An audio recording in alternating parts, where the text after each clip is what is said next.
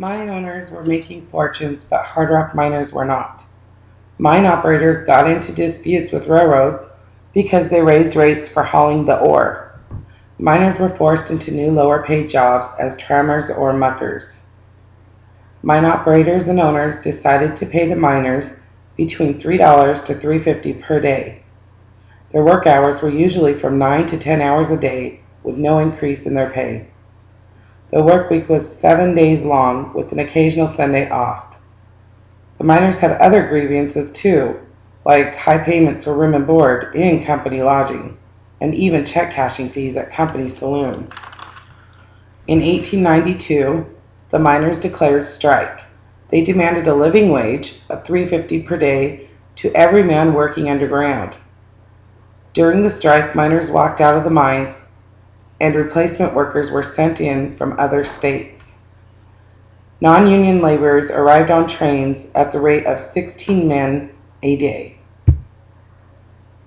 During the strike, the mine owners responded by hiring Pinkerton and the Thiel Detective Agency, agents to infiltrate the union and suppress strike activity. On July 10th, the Union miners got into a fight with the guards at the Frisco mine. The Union men blew up the mine, killing 2 company men. The guards surrendered. Union men marched their prisoners to the Union Hall.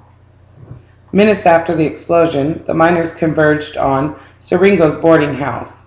Siringo was a Pinkerton agent, and they figured out that he was also a labor spy. Siringo was able to escape. He sawed a hole in the floor, dropped through, and covered the hole with a trunk, then crawled for a half a block under a wooden boardwalk. Above him, he could hear Union men talking about the spy in their midst.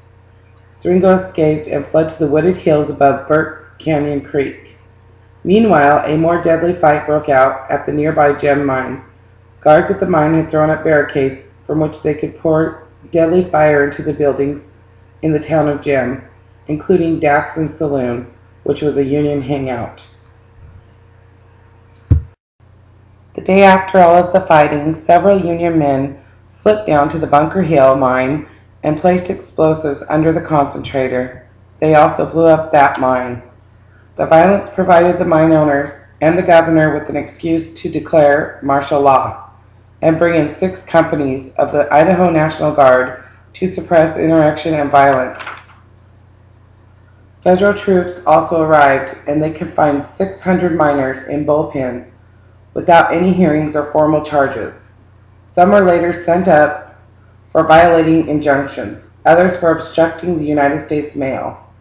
After the Guard and federal troops secured the area, Siringo came out of the mountains to identify Union leaders and those who had participated in the attacks on the Gem and Frisco mines.